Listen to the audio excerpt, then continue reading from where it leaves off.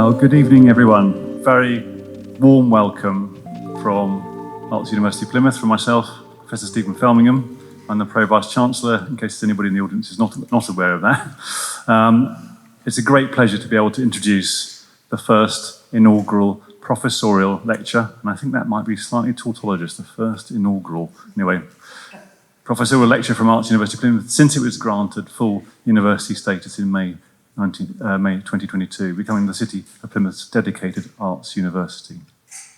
So this public series of professorial lectures and events is designed to celebrate the significant milestone of a member of the Arts University Plymouth community achieving the title of Professor. So these free public events give new professors an opportunity to share research and other academic achievements in their creative field, broadening the impact and value of their work, inviting collaboration, and giving back to staff, students, and friends of Arts University Plymouth. We are here to recognise and celebrate the title of Emeritus Professor held by Andrew Brewerton, gained on his retirement from Arts University Plymouth in 2021. So just a bit about Andrew. So Andrew served as Principal and Chief Executive of Arts University Plymouth, then known as Plymouth College of Art, from 2010 until his retirement from the institution following a 27-year career in higher education. He led the university's 2014 transfer into the HE sector and the award of taught degree awarding powers in 2019, and under his leadership, its learning environment, campus workshop and studio facilities underwent a significant transformation. Key institutional partnerships were developed, including Tate Exchange, the British Council's Crafting Futures programme and Future Lab in Shanghai, and the university's biennial Making Futures Symposium extended to invitation editions at Beijing, Design Week at Chongju International Craft Biennale in South Korea and in the Philippines. A former principal of Dartington College of Arts and Dean of Art and Design and Professor of Glass at the University of Wolverhampton, Andrew is an English graduate of Cambridge University and from 1984 worked for a decade in glass crystal manufacturing, for 5 years in production at Stuart Crystal, and then as Head of Design and Development at Dartington Crystal.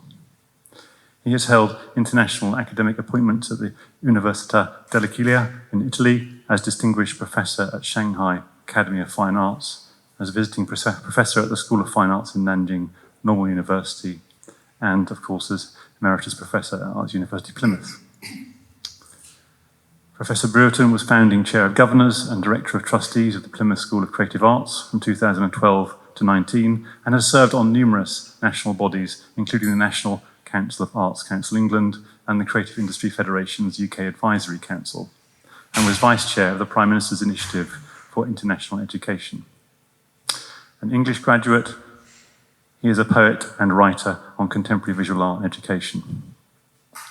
So I also have a message from Professor Paul Fields-and-Danks, Vice Chancellor, who is unfortunately not able to be with us this evening, so I have some words from him. Andrew, I am so sorry I can't be here to celebrate, that's you, to celebrate with you on the occasion of this inaugural professorial lecture. This is a very special evening for Arts University Plymouth and for our city. It goes without saying that you will have many friends, colleagues and supporters here tonight, and we are so pleased that you are here amongst familiar faces once again.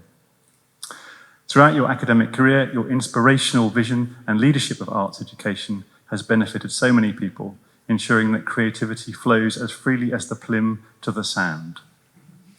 You have always believed in a radical approach to learning and banged a drum more loudly than most would dare for creative education and for the rights of all people and all ages to live a happy and fulfilling life. On behalf of Arts University Plymouth and in equal measure for myself, warmest thanks, and please keep those drumsticks at the ready because the world needs creatives now more than ever. I would now like to invite Dr. Ian Tunbridge to say a few words. Ian. You're pleased to know this is not another speech, but on behalf of the governors of the university, I thought it was important that we should mark this very special evening, the first professorial lecture of Plymouth's newest university. And Plymouth should be truly proud because it's the only city in the southwest region that has 3 universities. Take that, Bristol. But furthermore than that, each university is a specialism in its own right. If you look at St Mark and St John, Marjon University, they're outstanding in terms of education and in terms of sports science. The university across the road is a very large university in terms of science, technology and health. And here on this side of the road, we're a very special, small university, totally focused on the creative arts, a niche which I think students find very powerful in terms of really being part of a creative community. So that's great for the city, and it's great for us now to be able to call ourselves the Arts University, Plymouth. But all of this is down to the vision and endeavours of just one man, Andrew Brewerton. And it's a pretty rare thing, actually, right the way back through history, to be able to say there was one person that created this university. And I think we can truly say, in the case of this university, it was Andrew's vision and endeavours that did that, and we should take pride in that. And Andrew, you should take pride that this is your lasting inheritance that we've got from you. So we thank you very much. That's all I want to say tonight. We look forward to hearing your lecture, and we thank you very much for what you've done for this university.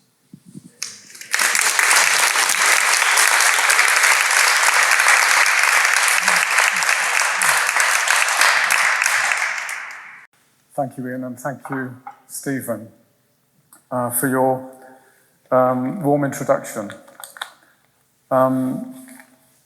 Stephen said quite rightly that professorial lectures are about presenting the outcome of your research, and not tonight, it's not. It's a real pleasure to be back here in Plymouth and to be addressing you here this evening under the auspices of Arts University Plymouth, a university inside an art school, not an art school inside a university. And for once, as it were, to be speaking inside the box. It really is a special privilege to give the first in a new AUP public lecture series that will, I'm sure, continue to articulate the civic value of arts education for a changing world, its catalytic influence on placemaking, and, since the Great Exhibition of 1851 and consequent founding of regional art schools, its role as the workshop and engine room of the UK's world-leading creative economy. Albeit, perhaps, against the grain of prevailing orthodoxy in education policy and funding priorities, and the target culture so beloved of its regulatory framework.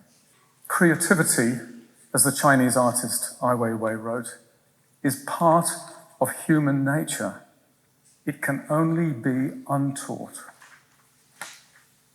What we make of something, of anything, is at the same time a question both of human understanding and a question for human understanding. To my mind, perhaps the question of and for human understanding and of human agency as making or poiesis. This is literally so in the etymological sense that we derive our very words, poet, poetry, poetics, from the classical Greek verb poiein, meaning not to write, but to make. The Oxford English Dictionary defines poiesis as the process of making, production, creation, creativity, culture, citing poiesis is a form of creative synthesis in use in 1903 and indicating the creative synthetic process of the intellect applied to all the sciences and practical arts, in use in 1939. Making, in other words, is thinking. Just as thinking is a making process, one in which human thought and human agency are equally weighted. Making comes before knowing. In education, making is as important as reading and writing, as science and maths. Making comes before knowing. As you can no doubt tell already, it's the ethos, that's to say, the bearing and disposition of my talk this evening will be strictly propositional. And this is the warp and weft of my talk. Making is as important as reading and writing, as science and maths. Making comes before knowing. Art is not about life, it's about living.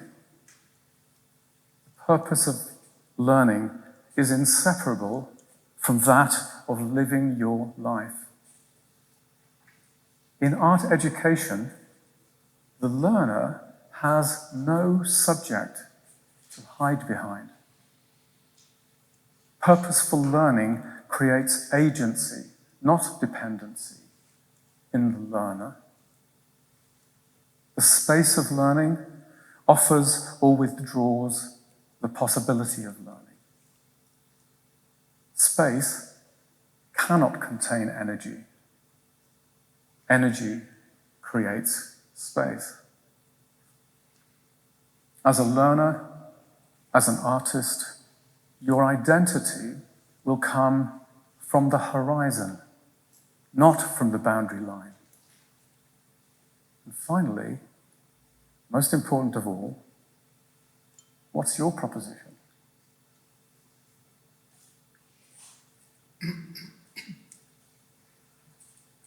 Le peintre pense en forme et en couleur. L'objet, c'est la poétique. The painter thinks in forms and colors. The object is the poetics, wrote the French cubist painter Georges Braque on a single leaf of his cahier or notebook of 1917 to 1947.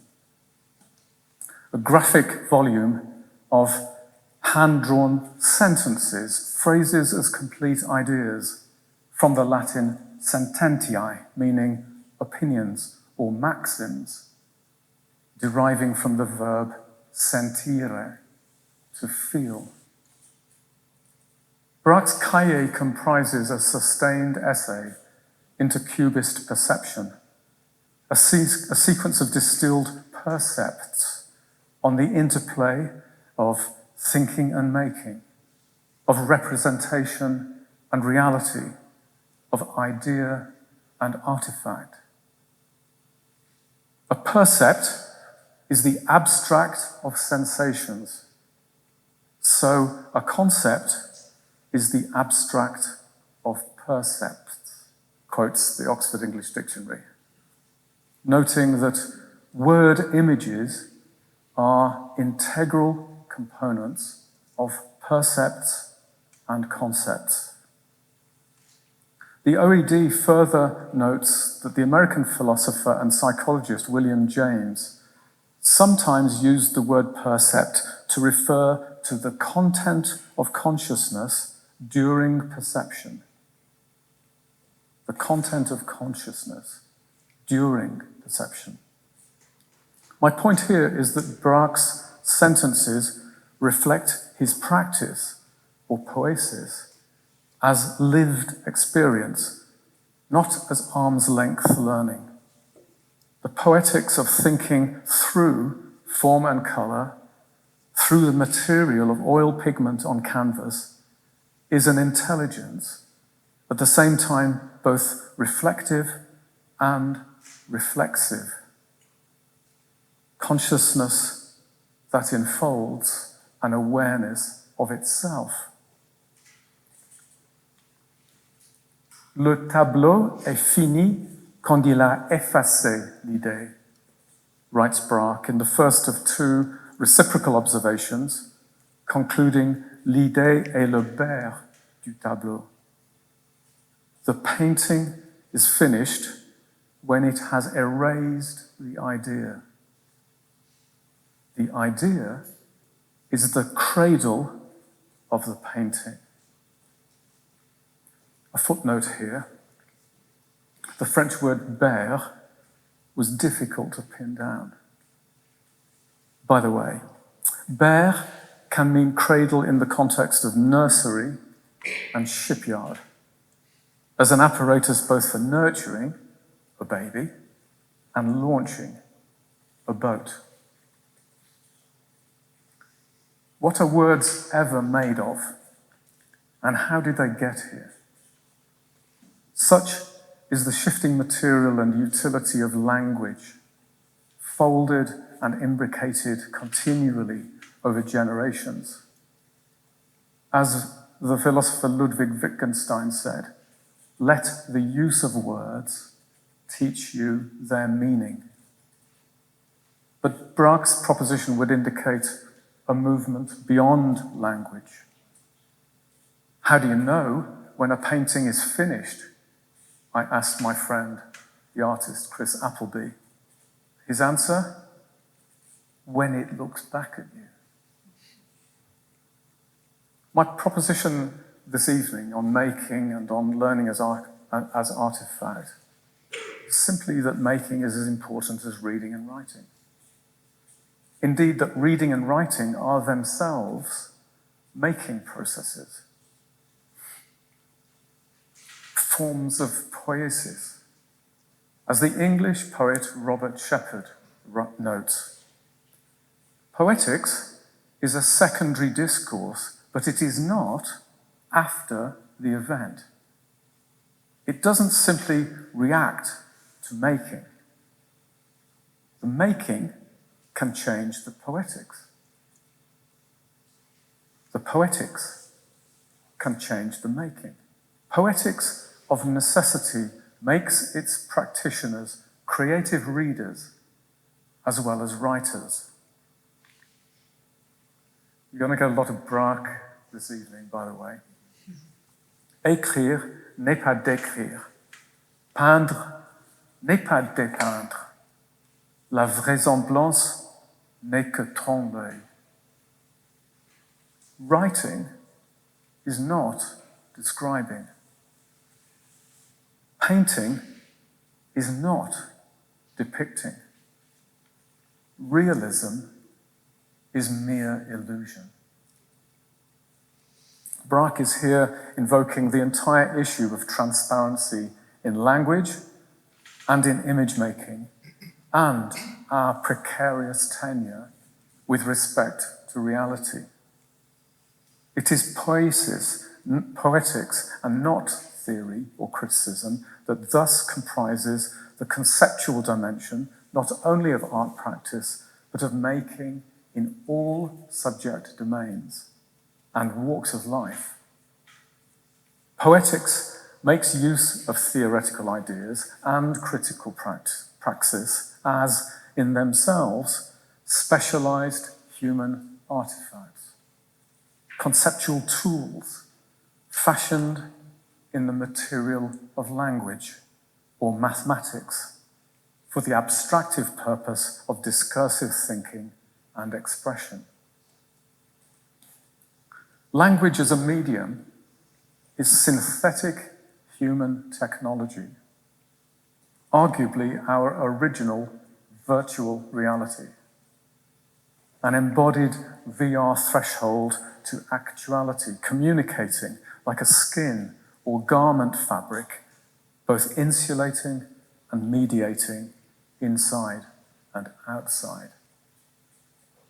This tensile double-sidedness of the language web surfaces in Robert Graves' poem, The Cool Web, first published in 1927, and drawing vividly on painful memory, shell shock, and sensory overload in the experience of going straight from school into the 2nd Battalion of the Royal Welsh Fusiliers and frontline trench warfare where, on the Somme in July 1916, shrapnel, piercing clean through his lung, wounded him so badly that his mother was informed he was hit by a shell and very badly wounded and died on the way down to the base, I believe. The cool web. Children are dumb to say how hot the day is, how hot the scent is of the summer rose, how dreadful the black wastes of evening sky, how dreadful the tall soldiers drumming by.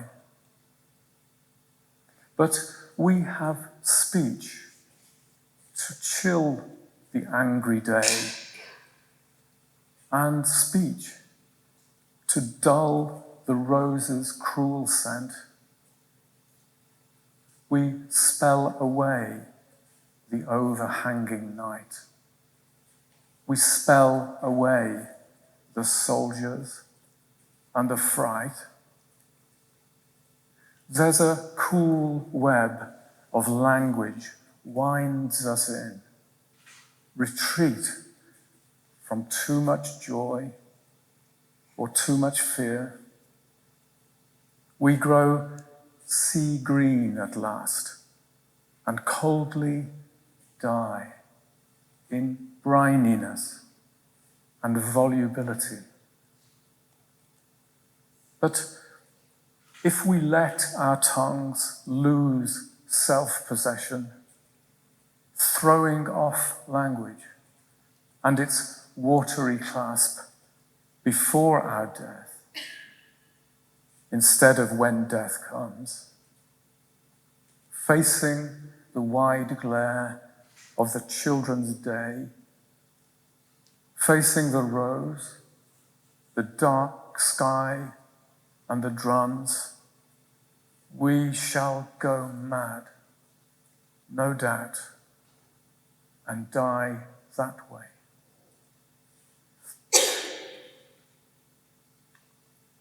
Graves' poem speaks for itself. It has no need of further commentary here tonight, except perhaps to notice the poet's own reworking of the original text in order to grip the experience of anger and cruelty with more intensity.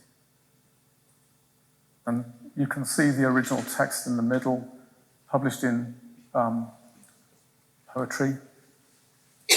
And this is the text I've just read to you, which Graves revised. From how hot the sun to how hot the day.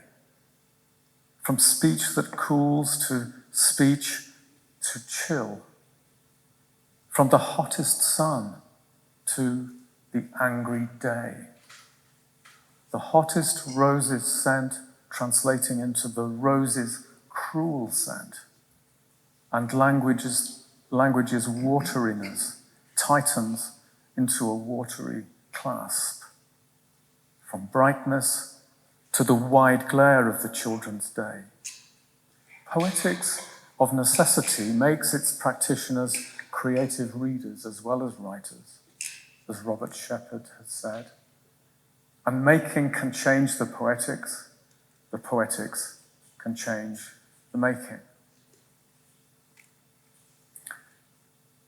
W.H. Auden was another poet who continually revised even his most celebrated texts, so that in a sense, the definitive versions are the ones that existed because he died before he could change them again.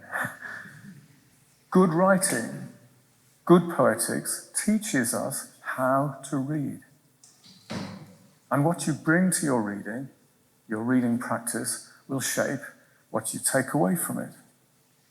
The challenge to imagination and to our understanding here is reflexive, a question both of poetics and perception.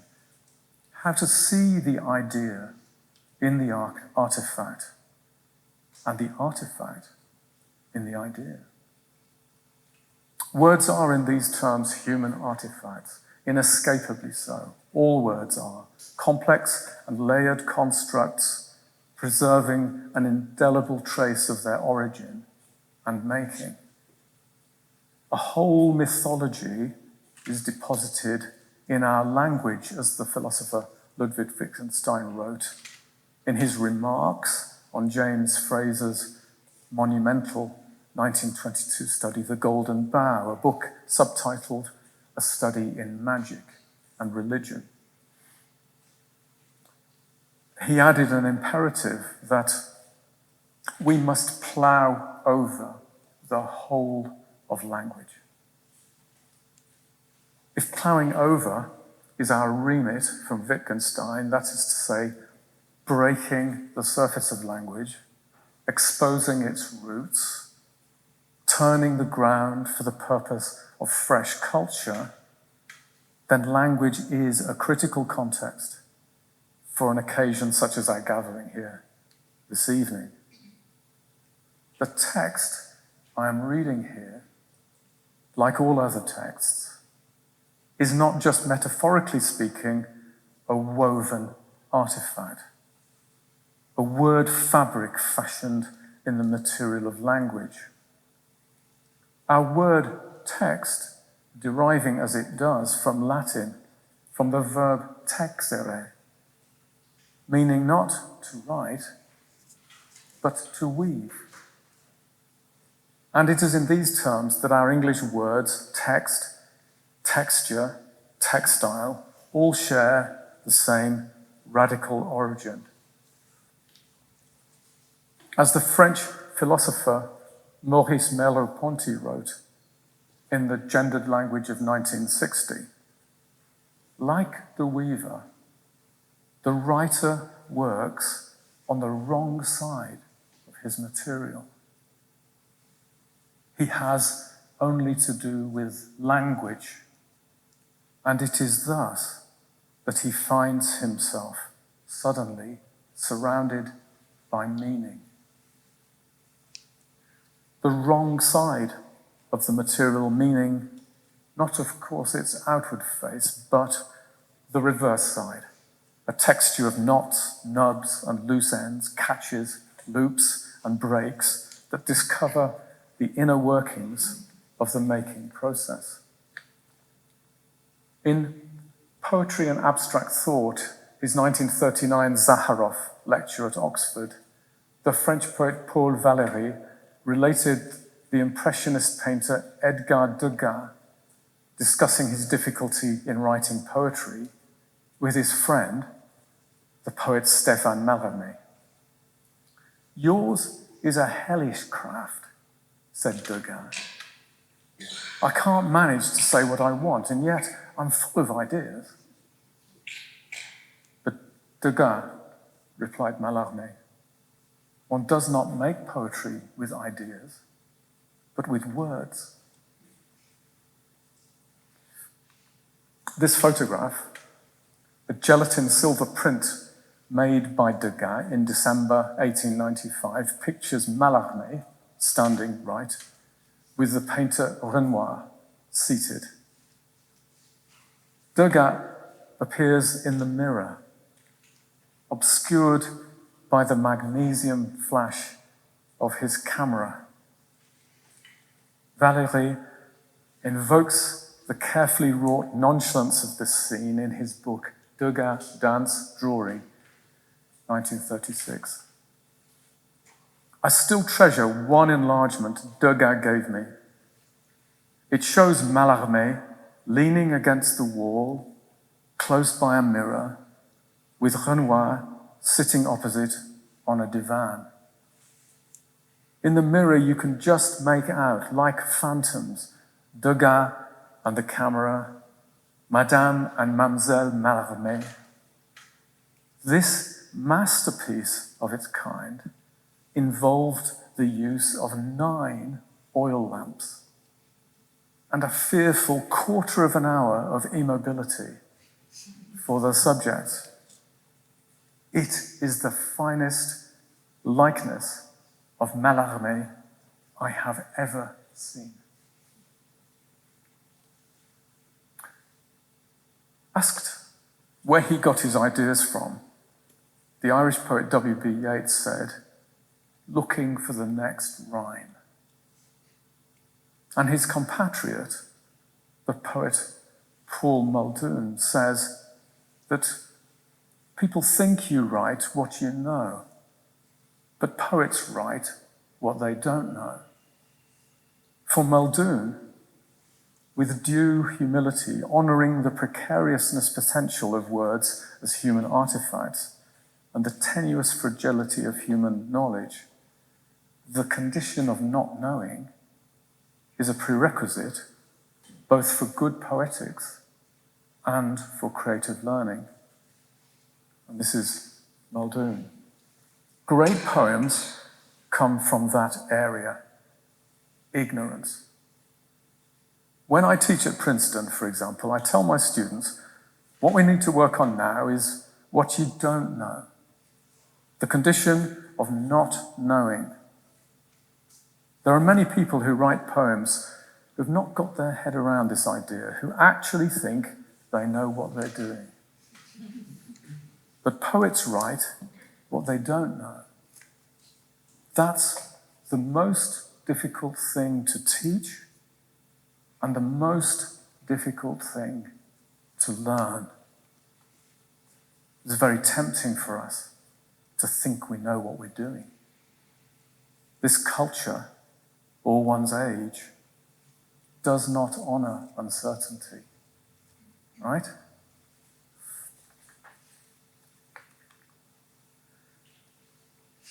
In a conversation between the mother of a Year 1 pupil and the head teacher at Plymouth School of Creative Arts, a mainstream 4 to 16 through school established in 2013 by Arts University Plymouth in the city's Stonehouse area, the most deprived of Plymouth's 39 neighbourhoods, and ranked on the 2019 Index of Multiple Deprivation in the top 1% nationally. Oh, by the way, she says, the other week I picked up my daughter from school and when we got home asked her what she wanted for tea. Fish fingers, she said. So I went to the freezer, but no, not those, she said. I want real fish fingers. Then told me exactly what to do. So the next day, I went and bought fresh fish. And that night, we made fish fingers together. It can't only be in Stonehouse that something extraordinary, something radical happens in the way of emancipation. When a 6-year-old girl goes home from a culinary art lesson and proceeds to teach her mother how to cook fish fingers with raw ingredients from scratch. When the child leads the learning in the family. And mother and daughter in that moment cease being passive consumers of some processed and ready-made occasion to become active makers of their own experience.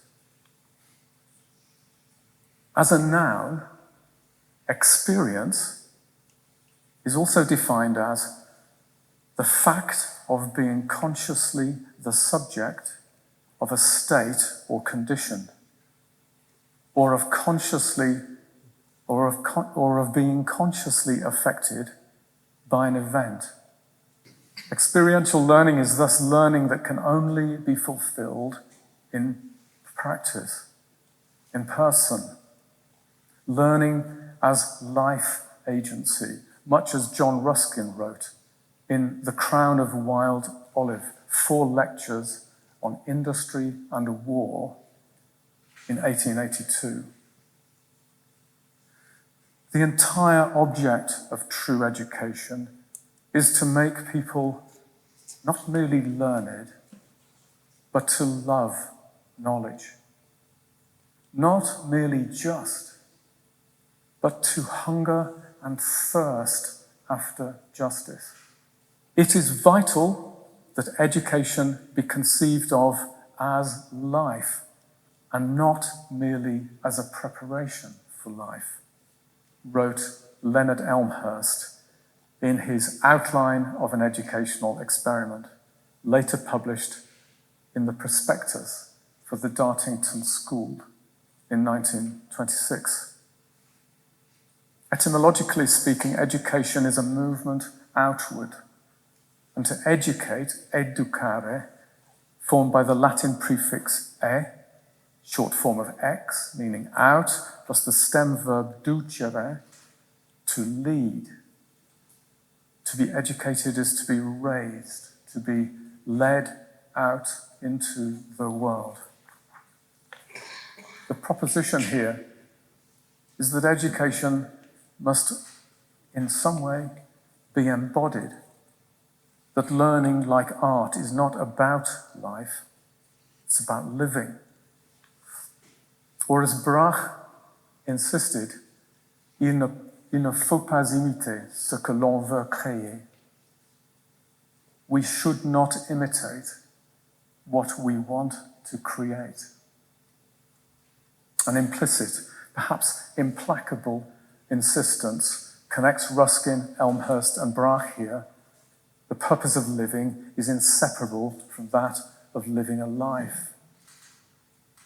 The true learning as poiesis, a making process, as practice and performance, must in some way be embodied and cannot be effected at arm's length, at second hand. And in these terms, the purposeful learning instills agency, not dependency, in the learner. I'm not for a minute seeking here to rehearse the reductive binarism of the educational culture war, the knowledge brokers versus the skills-based learning lobby, all of which from the perspective of poiesis sound like false polarization. I'm just noting how inadequate our target culture, auditing highly processed, commodified and prescriptive knowledge, appears as a proxy for true learning and assessment. How far removed the experience of education can seem from the purpose of living a life. Life, they say, is what you make of it. And your life is what you make of yourself. In the vital dialectic of cultural persistence, change and metamorphosis, individually and collectively, we can choose to be either makers or consumers. What we make of this world, what we make of ourselves, are questions of human understanding and of human agency. And the work of poiesis is thus not only to understand the world, but to change it, to make things well. In Wittgenstein's terms, we must begin with the mistake and transform it into what is true.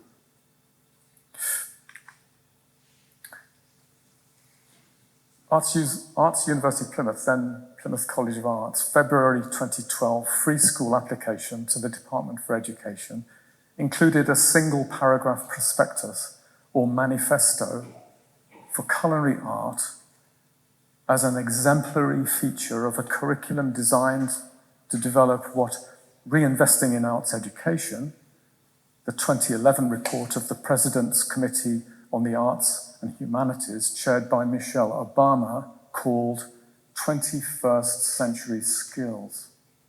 That is, habits of mind that include problem solving, critical and creative thinking, dealing with ambiguity and complexity, integration of multiple skill sets, and the ability to perform cross-disciplinary work. Food is creativity and practical understanding. It is nutrition, health, and culinary art. It is craft and economics, design and entrepreneurship. Food is history and geography. It is culture and language in performance. Cuisine is teamwork and business and mathematics, applying laws of chemistry and biology and physics. Food culture is profoundly social and draws upon diverse traditions. It is ethical and industrial, embodying enduring values of quality, service, hospitality, ecology, and aesthetics. Food is global knowledge, engendering essential skills for living. Culinary art as experiential learning, as poiesis, speaks with clear confidence and delight in self-esteem, self-actualization, and self-discovery, in the words of a Year 7 boy in The Red House, a 2017 film directed by Claire Hughes for our architects, Feld and Clegg Bradley Studios, who said, "It's taught me how to live, and how to just be creative with whatever I make. And that can be with food, but that's also to do with anything else." Our problem, given the prevailing orthodoxy in UK education policy, one whose curriculum priorities, ideology, and institutional control measures are determined by a pervasive data-driven target culture, whose consequence has so distorted institutional behaviours in education and in other sectors. By design or default, this target culture was and remains, of course, itself an artefact, an apparatus whose continual maintenance has intended or unintended consequence. This question of intention arose when the chair of the House of Commons Education Committee, on January the 31st, 2012, questioned the then Secretary of State for Education on the coherence of a policy designed to close the achievement gap by triage, incentivizing teacher attention to borderline pass pupils at the expense of the poorest. The chair said, "If you create the framework, you create the incentives. Do not blame the people within the system if they follow the incentives you have created. People will follow the incentives you create, and you should not be naive or try to suggest those people have moral failings if they deliver what you say you want. If you say you want something, and the system says it wants something, that is what you'll get." This was the Secretary of State for Education who famously declared that all schools should be above average. The policy artefact has mutated into a mindset. And so it is that in both domains, it's the control measures and qualification metrics that count as proxies for learning. But the purpose of learning is inseparable from that of living your life, where, as with birth, death, and marriage, we're not really doing it for the certificate. What we make of ourselves as cultural artifacts, either in formative behavioural terms, in constituting meaning and identity in our lives, or indeed as creative expression, are questions that you might think properly locate poiesis, making as learning, at the very heart of education policy. This is hardly a new idea. As the Renaissance scholar Stephen Greenblatt a proponent of the new historicism in literary studies, notes in his 1980 book, Renaissance Self-Fashioning from More, that's Sir Thomas More, to Shakespeare. And this is Greenblatt. As a term for the action or process of making, it is in the 16th century that the word fashion seems to come into wide currency as a way of designating the forming of a self.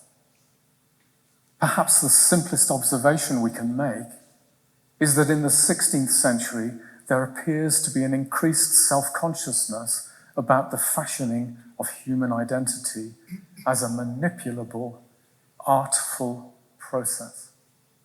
He writes, and self-fashioning is always, though not exclusively, in language.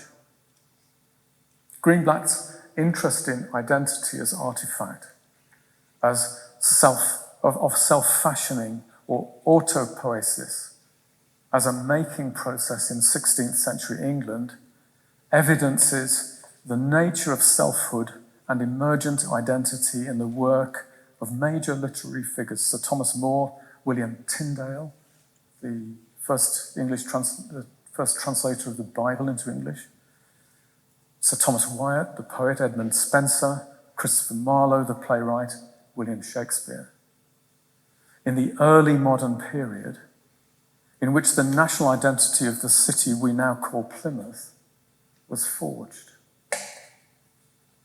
Autopoiesis through learning and education may indeed be central to social mobility, especially so in times of dynamic upheaval in terms of technological, social, and cultural action and migration, with their corresponding reactions of authoritarian control anxiety and insular conservatism.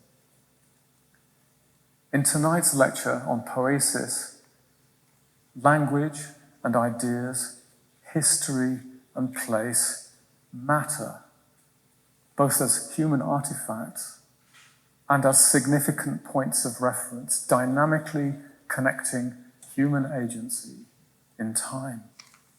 And the role of poiesis in social mobility, perhaps a neglected subject of research, is characterized by Greenblatt in terms of conflict.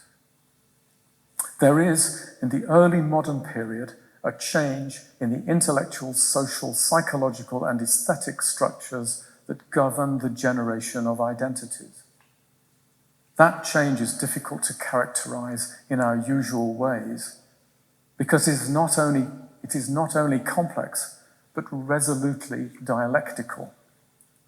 If we say that there is a new stress on the executive power of the will, we must say that there is the most sustained and relentless assault upon the will.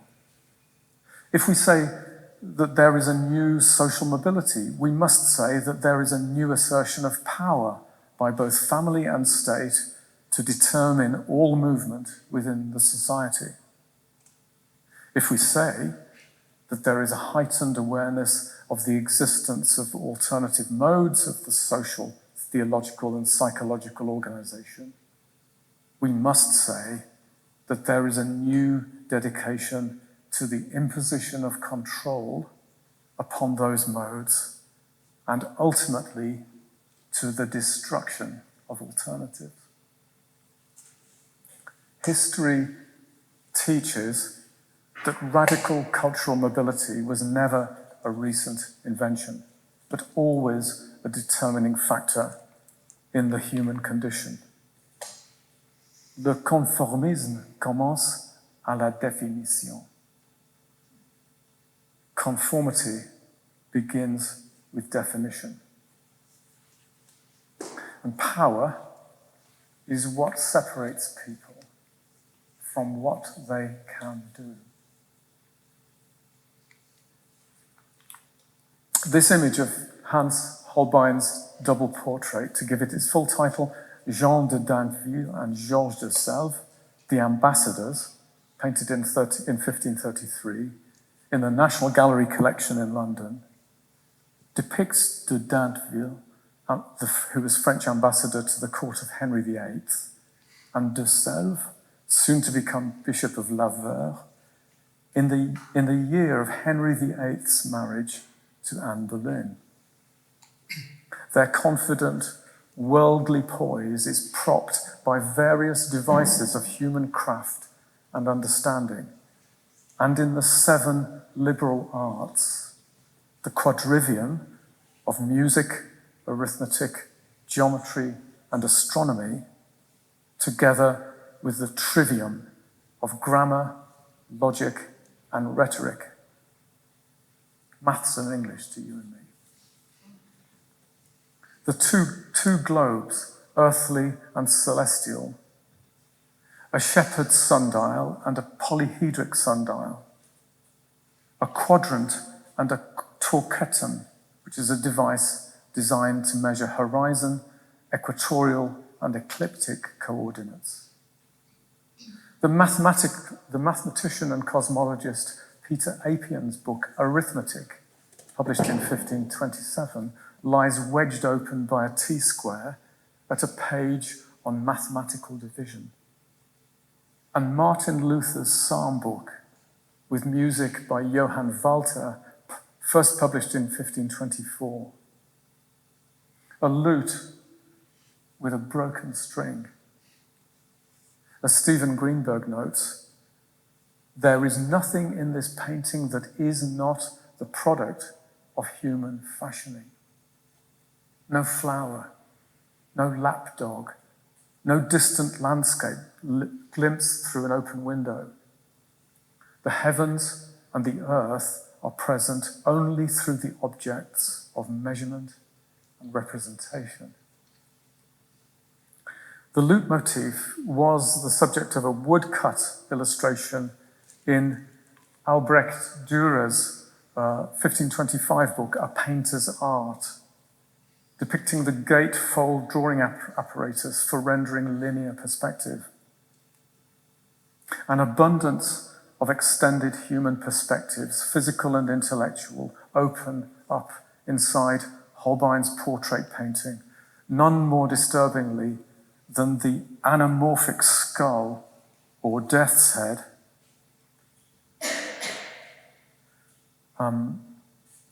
rendered so as only to be visible in passing, as it were, a fugitive reflection from the right of the picture plane, when the rest of this image, the whole array of human artifice, would in turn disappear.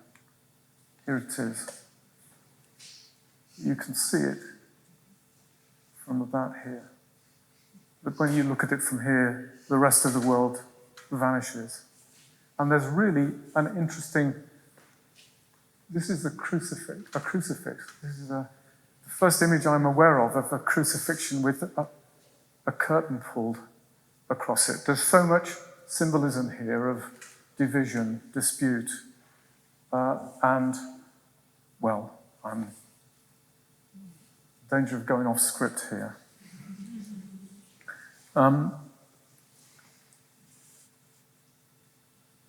Both there and not there, death nonetheless casts its unerring shadow on the painted carpet. It comes from another dimension, but it throws a shadow on the carpet. An otherworldly memento mori perspective at a sharp angle of variance to the vanity of human knowledge. Where you stand will, of course, always determine your perspective, and your horizon is inescapably a function of where it is that you find yourself. If, as a learner, born and raised within half a mile of the sea, you've never been to the sea, the question of where your horizons are located is perhaps the most urgent, most critical.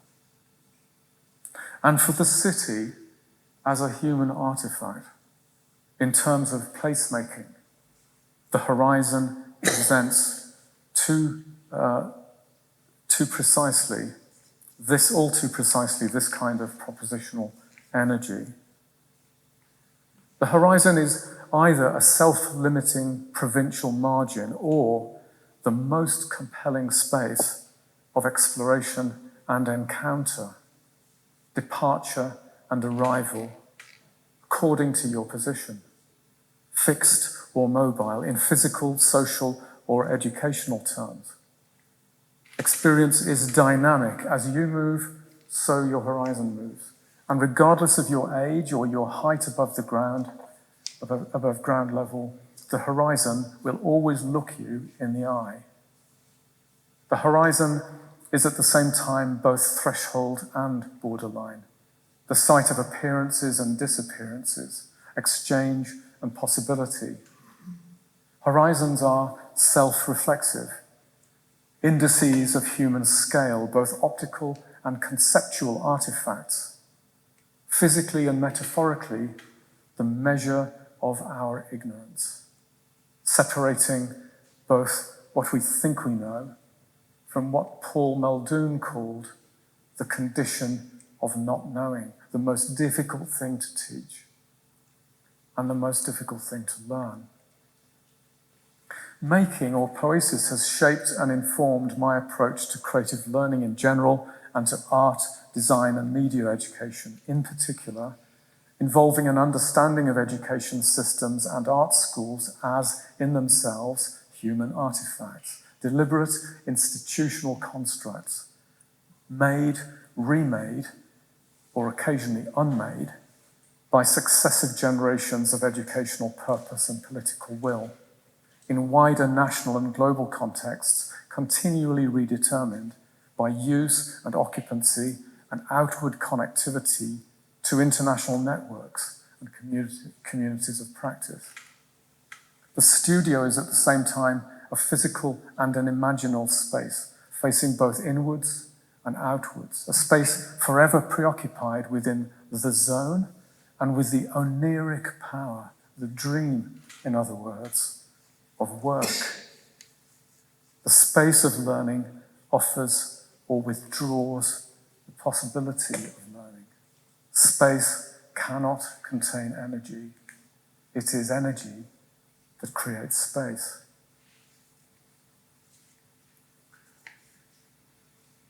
The text I've read here this evening is formed in characters we derive from Phoenician civilization, which were modified by the ancient Greeks, the Romans, and by Carolingian scribes, whose written and printed forms acquired their modern adaptation during the Italian Renaissance.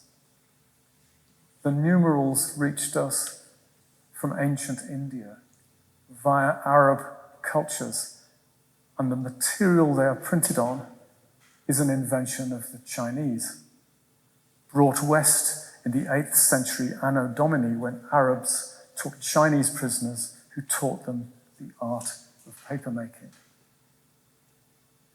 Our identity comes from the horizon, not from the boundary line. And to be educated, to venture outward, is to discover who you might be. Georges Braque's terms. In Georges Braque's terms, il faut choisir. Une chose ne peut être à la fois vraie et vraisemblable. You must choose. A thing cannot at the same time be both true and seemingly true. Nor can a life be both real and realistic. What's your proposition? I think we'll leave it there. Thank you.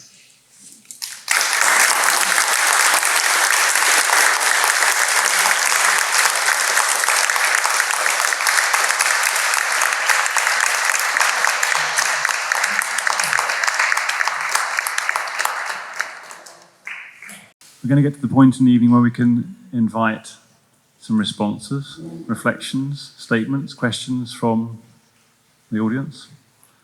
Happy to you could actually start a bit of a discussion here. I know you're probably just waking up from the dream of listening to the experience. It's heady.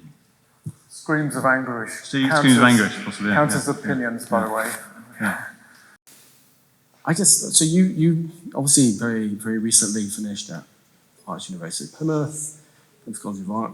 You were at Dartington, which obviously has a whole history of kind of transformative learning. And so I guess, I don't know how convoluted this is going to be a question or a thought, but if Dartington was where we started sort of post-war consensus, this idea of the conversations that are happening at Dartington to give us, you know, the welfare state and the kind of learning that's coming out of that. And we're living through a kind of moment of perma-crisis now, that new red that's coming, which I'm going to try and get into everything this year.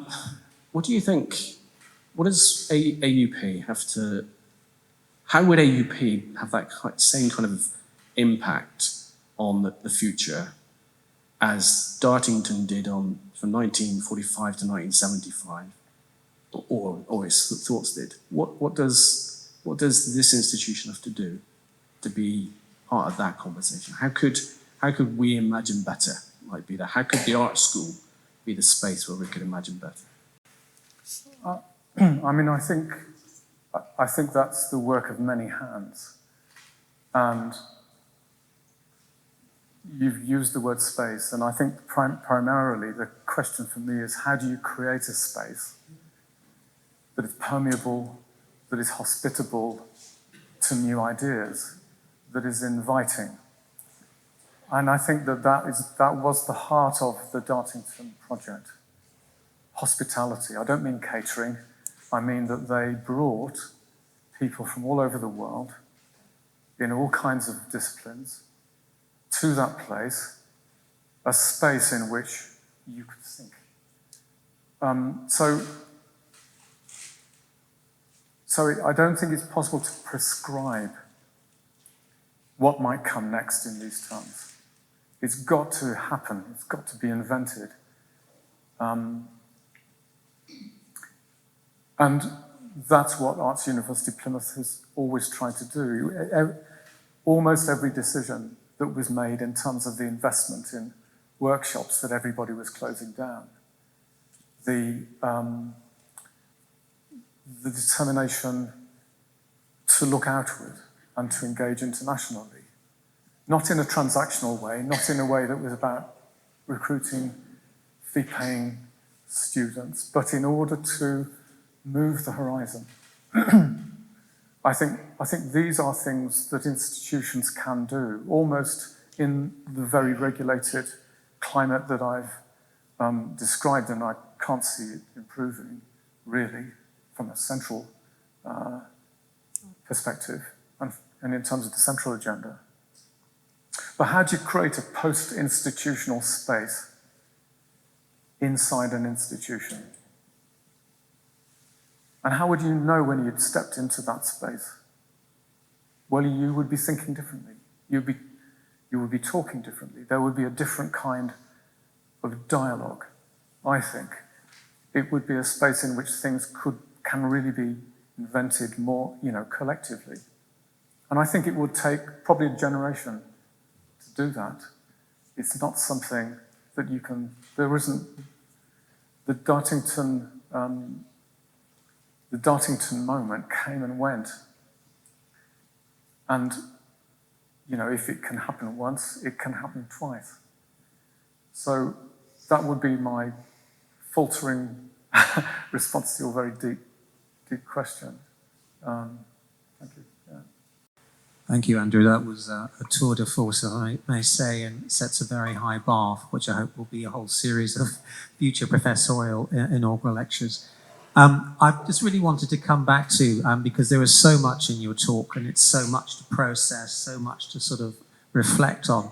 At your beginning, and I think you said I'll be making a series of assertions and propositions. Yeah. And you said something which I'm fully sympathetic with, but I suspect is often not the way people think about these things. So making is learning, making precedes knowing, I think was one of the things. I may be slightly misquoting you. And I'm curious, really, because often how people experience learning and how they experience education, they wouldn't start there. You know, I mean, you've quoted some very eminent people, but equally, mostly you hear other sort of words in how these are described. And I'm just curious, from your own story, where did you start to suspect that the assertion that you started with, you know, is actually a truer statement of how people learn? Gosh. It was a Thursday, I think. No, it's a very serious question, and I would say that my own my earlier experience of education wasn't very positive. There was a point where, and I remember my junior school teacher saying to me, "I don't know how you passed your 11 plus, Andrew, and I certainly don't know how you're going to cope at the grammar school."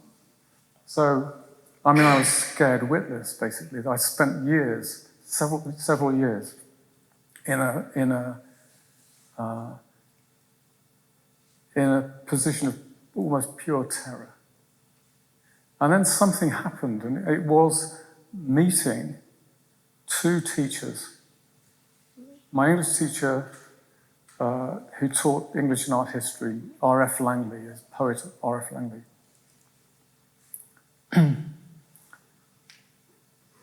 And the other was a history teacher. And when Roger Langley talked about poetry,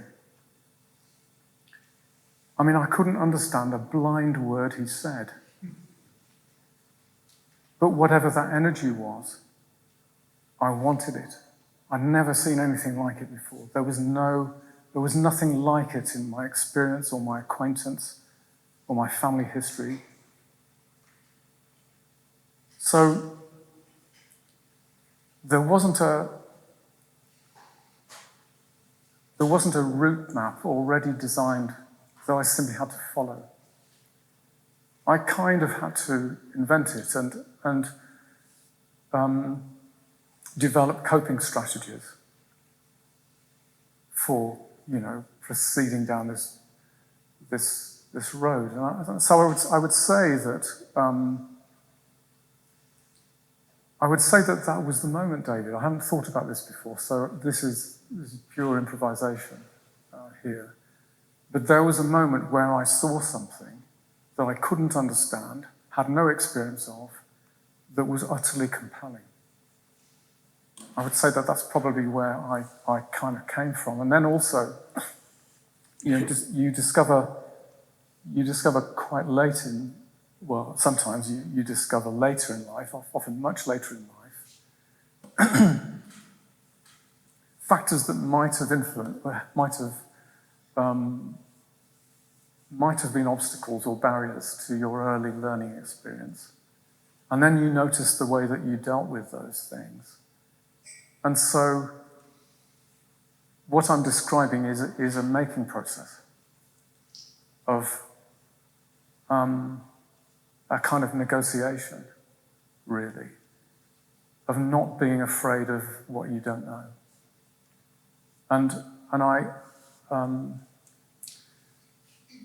And actually, the sentence I cut out of Paul Muldoon's quote was, he basically says it's not just in terms of writing, it's people in any walk of life who think they really know what they're doing, probably making a terrible mistake. And he's demanding a kind of humility, an intellectual humility, that you don't see very often because you're supposed to know everything.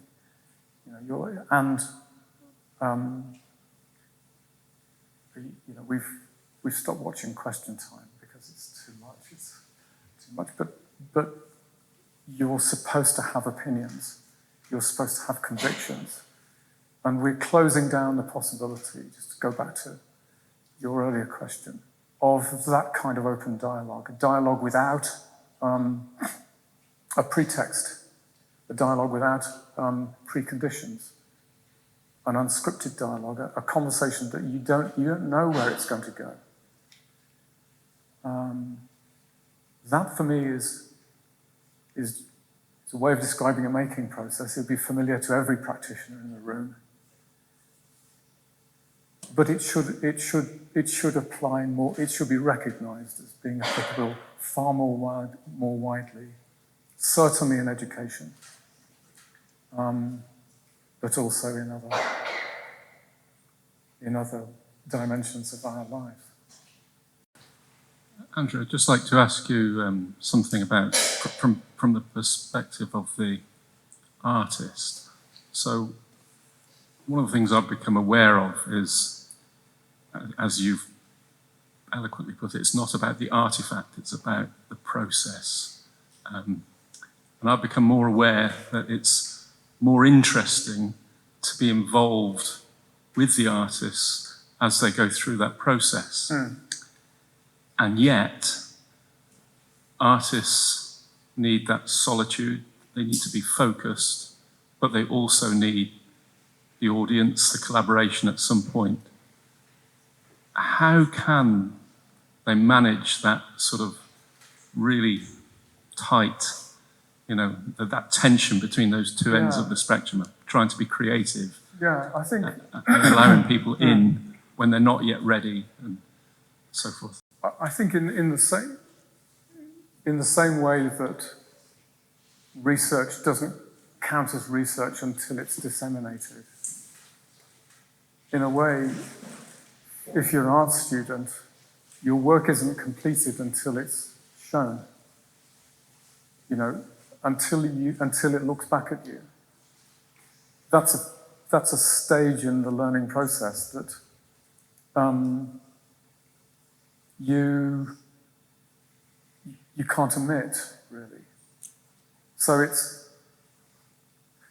I need to dig my way back into your question, Andy, but I think in the studio, in a making context, you're creating something, but then it has to be itself. It has to go out into the world. It has to be independent of explanations or interpretations or whatever. It has to stand there, and then you have a different kind of perspective on it. It's like when you write something,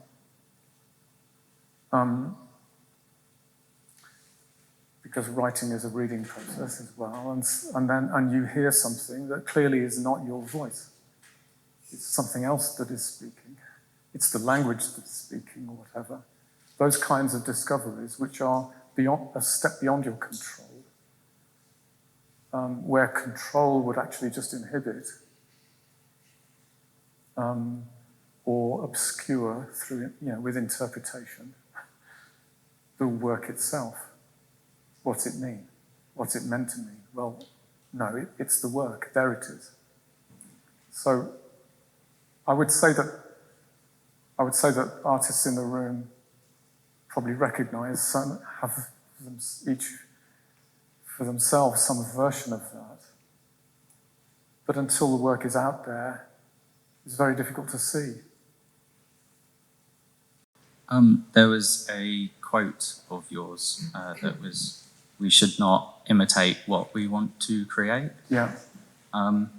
But is it possible to detangle imitation from a research-led process in terms of we are informing ourselves?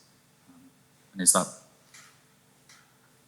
I was wondering if you could just build on the quote. Yeah, okay. So Braque is talking from the perspective of analytical cubism and rejecting centuries of naturalistic representation in Western art, in the Western art tradition, and insisting that the painting is itself an object, is an artifact, and that the making of a painting is not the same as the imitation of the appearance of an object, the subject of the painting. And in a way, with Braque, what you know is he's thought about this for years, and actually this this statement has got far more resonance, beyond the artist's studio than that. So it's really a question of whether you,